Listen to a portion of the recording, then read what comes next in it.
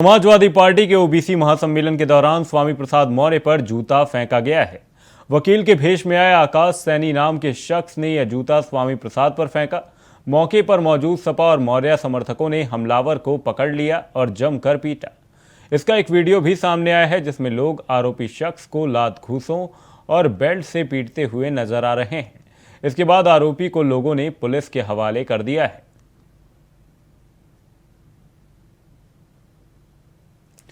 आप ये तस्वीरें देख सकते हैं जहां पर लखनऊ में स्वामी प्रसाद मौर्य पर एक हमलावर ने जूता फेंका, जिसके बाद से लोग उस आरोपी को पकड़कर पीटते हुए नजर आए। वहीं फिलहाल आरोपी को पकड़कर पुलिस के हवाले कर दिया गया है।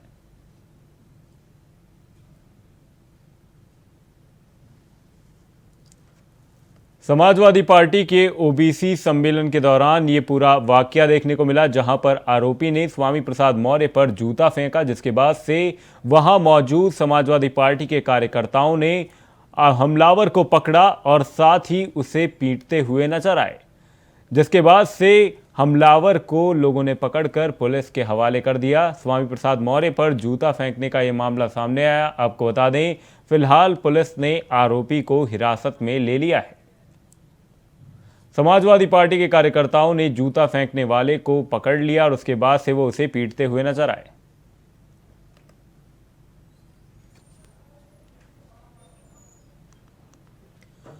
इसी खबर पर हमारे साथ समाजवादी पार्टी के प्रवक्ता प्रोफेसर भुवन भास्कर जुड़ गए।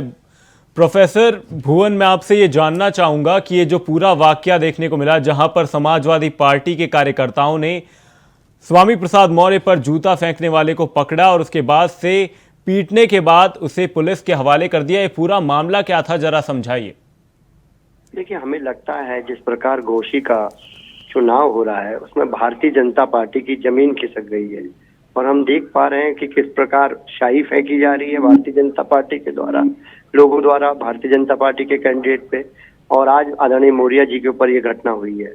मैं कहना चाहता हूँ इससे लोकतंत्र के लिए अच्छा नहीं है और मैं आपसे अपनी जिम्मेदारी से कहना चाहता हूँ, भारतीय जनता पार्टी की जो जमीन खिसकी है उससे निश्चित तौर पर भाजपा हताश है और हमें लगता है कि जो घोसी का जो परिणाम है वो इनको सबक सिखाने का काम करेगा। साथ ही प्रोफेसर भुवन जी, मैं आपसे ये जानना चाहूंगा कि आज जो सुबह वाकया देखने को मिला, जहां पर जो बीजेपी के कैंडिडेट हैं उन पर जो स्याही फेंकी गई वो बीजेपी के ही कहने वाले कार्यकर्ता के द्वारा फेंकी गई, ये सारे जो वाकये एक के बाद एक देखने को मिल रहे हैं, ये क्या कुछ दर्शाने की कोशिश कर रहे हैं? साथ ही जो आरोपी पकड़ा गया है उसने क्या कुछ कारण बताया है? ये जो जूता जो फेंका गया है स्वामी प्रसाद मौर्य पर, इस आरोपी का क्या कुछ कहना है फिलहाल? देखिए, पहली बात तो लॉ एंड ऑर्डर की जिम्मेदारी प्रदेश सरकार की होती है। निश्चित तौर पे आज स्थिति यह है कि क्या आम व्यक्ति से लेकर खास आदमी तक दोनों सुरक्षित नहीं है। निश्चित तौर पे सरकार की लापरवाही है। दूसरा विषय मैं आपसे कहना चाहता हूँ, बहुत जिम्मेदारी से, निश्चित तौर पे सरकार बैकफुट पे है। सरकार घोसी के चुनाव के बाद स्थिति उनकी खराब है और उनके जो कैंडिडेट हैं उसका जनता के बीच में विरोध हो रहा है और निश्चित तौर पे भारतीय जनता पार्टी जब हताशा के दौर से गुजरती है तो इस तरह की घटनाओं को अंजाम देती है। जी, प्रोफेसर भुवन भास्कर जोशी जी हमारे साथ बने रहिएगा। इसी बीच हमारे साथ ओमकारानंद जी महाराज जुड़ चुके हैं, प्रयाग पीठ से शंकराचार्य हैं। मैं आपसे ओमकारानंद जी ये जानना चाहूंगा कि ये जो वाकया फिलहाल देखने को मिला, जिसमें स्वामी प्रसाद मौर्य पर ये जूता फेंका गया, साथ ही सुबह जो एक घटना देखने को मिली जहां पर घोसी सीट से बीजेपी के उम्मीदवार पर स्याही फेंकी गई, वो भी बीजेपी के ही कहने पर आरोपी ने यहां पर यह कहते हुए अपने आप को बचाने की कोशिश की कि भारतीय जनता पार्टी के ही किसी कार्यकर्ता ने उन्हें यह करने के लिए कहा था। ये जो एक के बाद एक ये घटनाएं घटती हुई नजर आ रही हैं, ये क्या चुनावी माहौल बिगाड़ने के लिए किया जा रहा है? ये क्या कुछ पूरा मामला, आप इसे किस नजरिए से देखते हैं? देखिए, दोनों ही अनुचित है। हमारा विरोध होना चाहिए किसी पार्टी या पार्टी के सदस्य से, तो उसके लिए हमारे पास बहुत सारे जो है कार्य हैं कि हम उसका विरोध प्रदर्शन करें, सड़क पे बैठे, हम धरने पर बैठे, हमारे लिए उसकी जो है हमारा पूरा अधिकार है, संविधान हम दे रखा है। लेकिन इस प्रकार का विरोध किसी पर हम चाहे छिड़काव करें, उसका जो है उसके प्रति कालिक पोते उसके मुंह पे, या फिर हम जूता फेंक करके विरोध का प्रदर्शन करें, ये बिल्कुल अनुचित है। इस पे कड़ी से कड़ी सजा दोनों को देनी चाहिए और साथ ही जो है जिसने जूता फेंका है उसके ऊपर भी कड़ी जांच भी होनी चाहिए कि ये व्यक्ति किसका था, कहाँ से आया। क्योंकि हो सकता है कि भाजपा का नाम खराब करने के लिए ऐसा किया जा रहा हो या किसी और पार्टी के सदस्य का, व्यक्ति का नाम खराब करने के लिए ऐसा किया जा रहा हो, तो इसकी जांच अच्छे से होनी चाहिए और जांच के बाद ही ये स्पष्ट होगा कि ये व्यक्ति सच में जो है क्या उनका विरोध इसलिए कर रहा था क्योंकि स्वामी प्रसाद मौर्य भी कई बार सनातन धर्म के ऊपर और धर्म के लोगों पर और धर्म के जो है हमारे ग्रंथों पर कई बार उन लोगों ने बहुत कड़ी विवेचनाएं की, बहुत विपरीत जो है उन्होंने कहा है। तो कष्ट तो हम लोगों को भी है, संतों को पीड़ा है इस चीज का, लेकिन हम लोग विरोध इस प्रकार तो करते नहीं। हम तो मंचों से यही कहते हैं कि भाई भगवान उनकी बुद्धि का सुधार करें, उनको ऐसा नहीं कहना चाहिए। ये सब चीजें तो ठीक है, लेकिन इस तरह जूता मारना या करना ये हमारे सनातन धर्म में भी उचित नहीं कहा गया है। किसी के साथ हिंसा जो है उसका जो है प्रदर्शन नहीं हो सकता है। हमेशा हिंसा के माध्यम से प्रदर्शन करना चाहिए, विरोध करना चाहिए। ये विरोध उचित नहीं है। प्रोफेसर भुवन जी, मैं आपका रुख करना चाहूंगा इसी बीच। ओमकारानंद महाराज जी ने जो कहा कि स्वामी प्रसाद मौर्य लगातार हिंदुत्व से रिलेटेड बयान देते हुए नजर आए, तो क्या पता उनके इस बयानों को लेकर ही उन पर ये जूता फेंका गया हो। साथ ही वो जांच की भी मांग कर रहे हैं, इस पर क्या कुछ कहना है आपका? कि इस बात, पहली बात से सहमत हूं, लेकिन उनकी दूसरी बात से सहमत हूं। उन्होंने कहा है कि जो भी संस्कृति है भारत की, उसमें इस तरह के चीजों के लिए कोई स्थान नहीं है और लोकतंत्र इससे कमजोर होता है। हमारा मानना है कि दोषियों पर सख्त कार्रवाई होनी चाहिए और निश्चित तौर पे सरकार का जो फेलियर है उससे हम बच नहीं सकते। सरकार बच नहीं सकती है कि सरकार में क्या आम जन, क्या विशेष जन, सभी के साथ यही हालत है।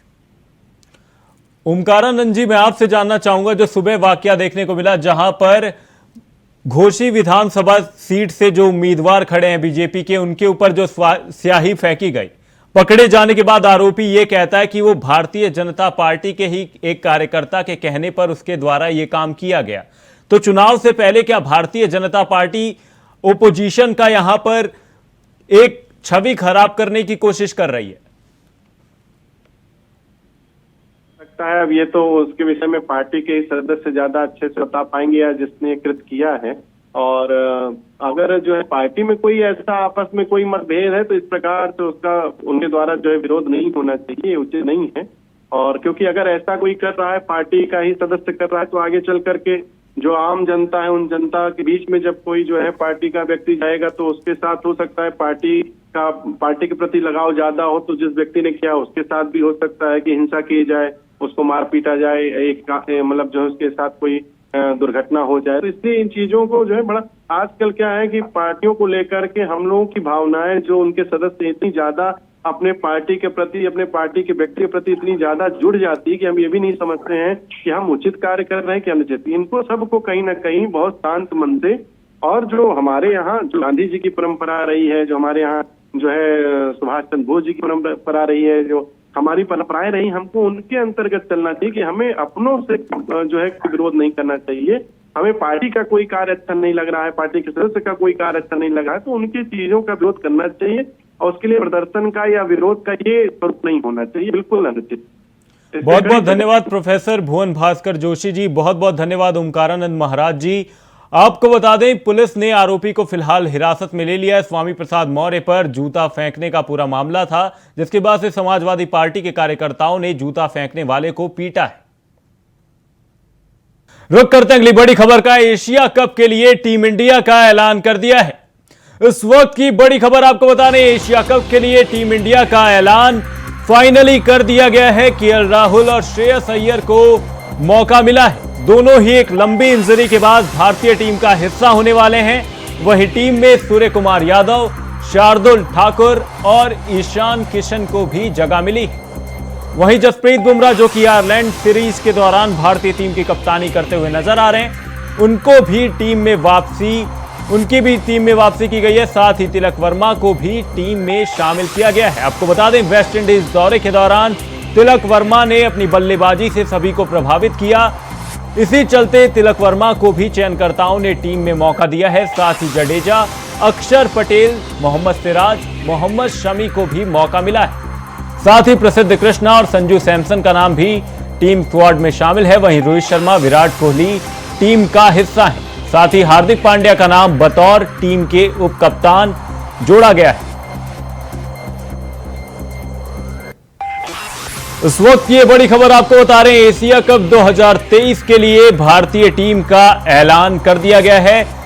रोहित शर्मा टीम के कप्तान होंगे, वहीं हार्दिक पांड्या टीम के उप कप्तान होंगे।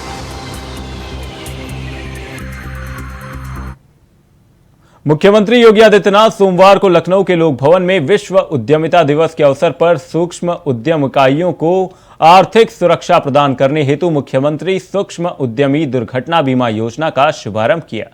इस दौरान उन्होंने कहा कि यूपी देश का सर्वाधिक जनसंख्या वाला राज्य है। इसके बावजूद निवेशक यहां आना नहीं चाहते थे, लोग यहां आने से डरते थे।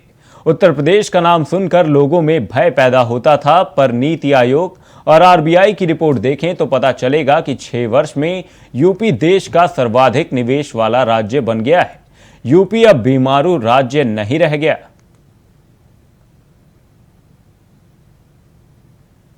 देश के यशस्वी प्रधानमंत्री मोदी जी की प्रेरणा, उनका मार्गदर्शन, उनका नेतृत्व तो है ही, साथ साथ उस मार्गदर्शन और नेतृत्व से प्रदेश सरकार ने बिना भेदभाव के समाज के प्रत्येक तबके को शासन की योजना के साथ जोड़ करके अपने प्रत्येक जितने भी हमारे इन्वेस्टर पार्टनर थे, उन सभी इन्वेस्टर पार्टनर्स को सुरक्षा को जो विश्वास दिलाया, आज उसका परिणाम है कि उत्तर प्रदेश निवेश के सबसे अच्छे गंतव्य के रूप में देश और दुनिया के सामने जाना जा रहा है। उत्तर प्रदेश देश की आबादी का सबसे बड़ा प्रदेश है और यह भी सही था कि सबसे बड़ी आबादी थी, लेकिन आज से 6 वर्ष पहले यह बीमारू प्रदेश भी था। कोई उत्तर प्रदेश में आना नहीं चाहता था। उत्तर प्रदेश का नाम सुनकर के लोगों में भय पैदा होता था।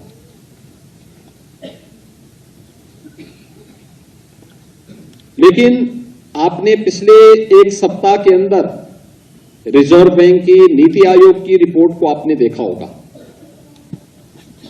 ये रिपोर्ट क्या बताती है? उत्तर प्रदेश देश के अंदर सबसे अधिक निवेश करने वाला प्रदेश बन गया है।